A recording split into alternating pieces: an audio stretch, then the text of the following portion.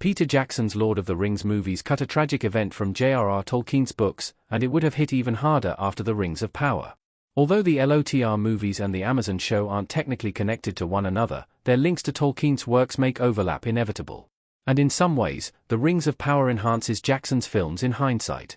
Sauron's depiction is certainly fixing a problem with the Lord of the Rings villain, and the Stranger's story is shedding light on what Gandalf might have gone through years earlier. The Harfoot narrative is also poised to lead into the Lord of the Rings, as it seems more likely than ever that Nori Brandyfoot will found the Shire. Given the location's significance to Frodo Baggins' story in LOTR and Bilbo's adventure in The Hobbit, it's exciting that the Rings of Power is revealing the Shire's origin all these years later. And had Jackson's films included the final confrontation from Tolkien's books, it would have hit even harder after watching Nori's TROP journey unfold. The Lord of the Rings movies cut one of the book's most devastating battles. The Scouring of the Shire doesn't happen in The Return of the King. Lord of the Rings Saruman at the Scouring of the Shire.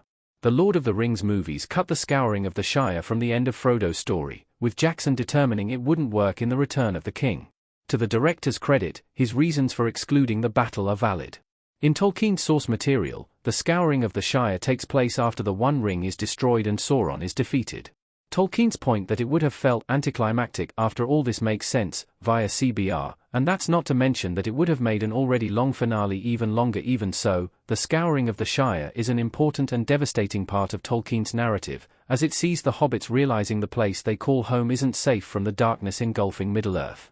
They successfully take the Shire back from Saruman and his forces, but the destruction and loss prove a tragic reminder of all that's happened. The battle certainly leaves its impact on Frodo and the other hobbits, and it would be more emotional for viewers after watching one Rings of Power narrative unfold. The Scouring of the Shire would have hit harder after the Rings of Power's Shire story. Showing the Shire's founding would make it more tragic. The Scouring of the Shire would have been an emotional battle if Jackson included it in The Return of the King, and it would have been even more powerful after the Rings of Power's Shire story. The Rings of Power Season 2 sees Nori and Poppy meeting the Stores, and their leader, Gundabel, sheds light on the group's connection to the Harfoots. She also reveals their longing for a true home, which is clearly positioning the Hobbit ancestors to find the Shire later on. Seeing the Shire's creation, and learning what it means to the Hobbits' ancestors, gives the location even more importance.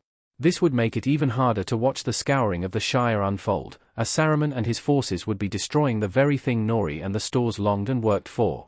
This would add weight to the devastation of Tolkien's Third Age event, with the two narratives once again playing off one another. Unfortunately, they can't do that after the Lord of the Rings cut this major book sequence.